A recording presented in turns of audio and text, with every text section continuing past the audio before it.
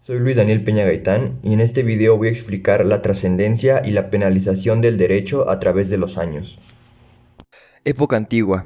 Esta época se caracteriza por el surgimiento del federalismo en la Constitución de 1824.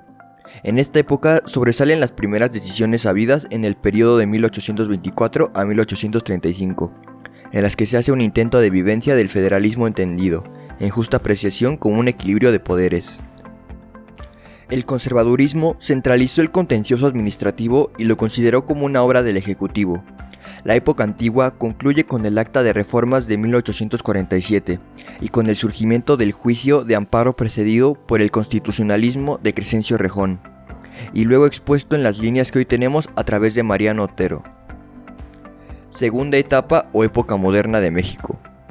Esta época moderna tiene una especial importancia, y quizá en la historia del derecho en México sea la parte central de su desarrollo, porque las experiencias de Benito Juárez cuando se elaboraron las leyes reglamentarias de 1861 y 1869 hacen sobresalir el desenvolvimiento de la necesidad de proteger a los mexicanos a través de las garantías individuales.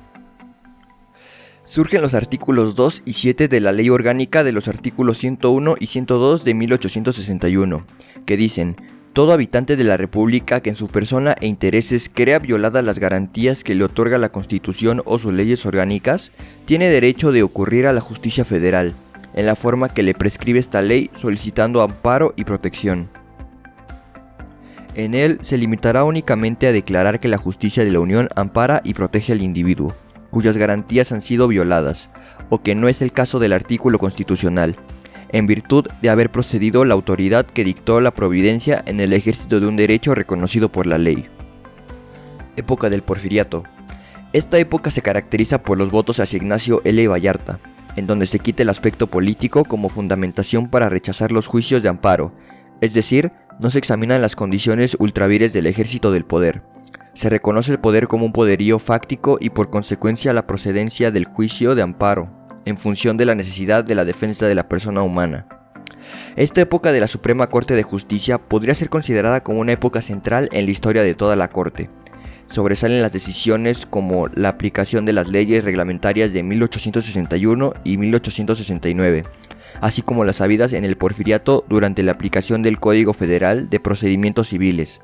El hecho de considerar que la materia de amparo caía dentro del procedimiento federal no es criticable, por cuanto que pretendía, con esta, establecer la superioridad y el equilibrio que resulta de la defensa de los derechos humanos.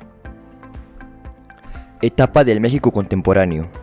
Esta etapa se caracteriza porque a través de la Constitución de 1917, en los actuales artículos 103 y 107 constitucionales, se pretendió primero vagamente una defensa de la Federación, y con las reformas que hubo a las leyes reglamentarias del juicio de amparo, se fueron adecuando a los avances de la Suprema Corte de Justicia.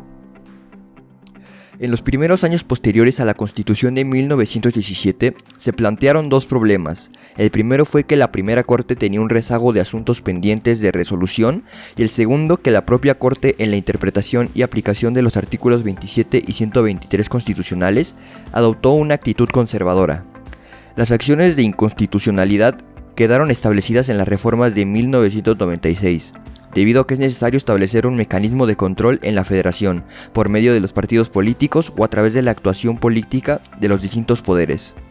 Esto fue todo por mi parte y agradezco su atención de haber llegado hasta este punto del video.